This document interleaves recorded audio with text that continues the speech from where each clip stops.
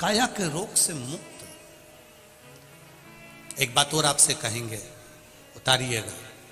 जिसके शरीर में सफेद चमड़ी पड़ने लगती है, चर्म रोग हो जाता है, या चेहरे पर आंख के पास में पूरा कालापन आ जाता है, उसको हमेशा याद रखना है, लाल चंदन का लेपन पीपल के पत्ते पर करिए।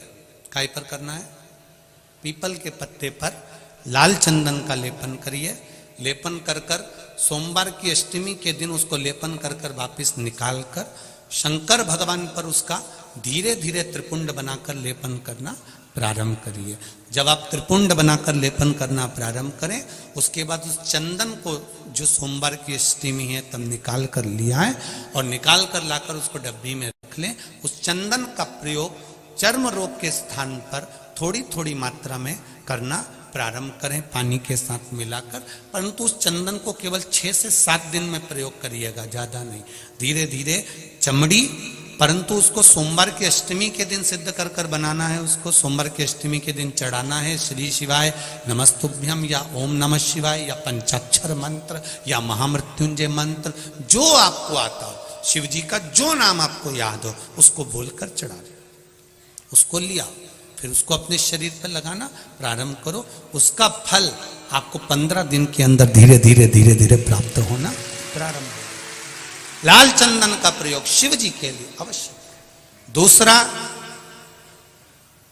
जब विषम परिस्थिति आ जाए, ऐसा लग रहा है कि आपने पशुपति व्रत कर लिया, सोमवार की अष्टमी का प्रयोग कर लिया, मैंने शंकर जी की आराधना कर ली, तो भी विषम परिस्थिति चल रही है, अभी तक कोई सुधार आने को तैयार नहीं है, तब शंकर जी के मंदिर में जब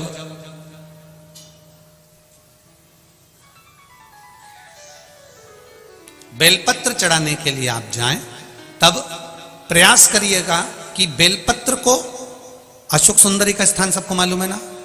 बोलो, जम के बोलो जरा, मालूम है सबको? अशोक सुंदरी वाली जगह पर बेलपत्री को, डंडी वाली जो जगह है जहां से पानी बहकर जाता है, उधर रखना है। उसी बेलपत्री को वापस उठाना है। शिव जी के शिवलिंग पर जब बेलपत्री रखो तो डंडी का भाग, आप यहां बैठे हो तो डंडी का भाग पीछे की ओर होना चाहिए। शिवलिंग जैसे ये है तो डंडी का भाग पीछे की ओर, उसको रखकर 7 लोटा जल भगवान शंकर पर समर्पित कर दीजिए, अपने भाव को रखते हो। अगर विषम परिस्थिति चल रही है, आपने पशुपति व्रत कर लिया, सोमवार के अष्टमी का कर लिया, उसके बाद भी कार्य नहीं हो रहा, अटक रहा है किसी कारणवश, कोई फाइल मोटी है, थोड़ा समय लग रहा है, तो 7 लोटा जल का प्रयोग करें। धीरे धीरे 7 लोटा जल शिव जी को बाल्टी में भरकर ले जाएं अपने घर से।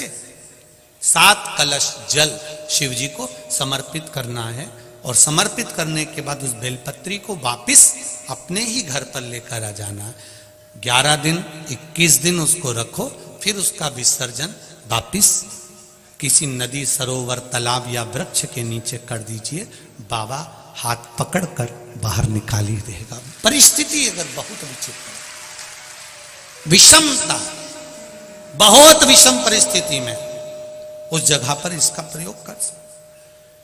शंकर भगवान को रिझाना, बेलपत्र का प्रयोग भगवान शिव को रिझाने का जो आनंद है, शिव को जो मनाने का आनंद है, वो एक स्वरूप ही अलग है, उसका एक स्वरूप आनंद।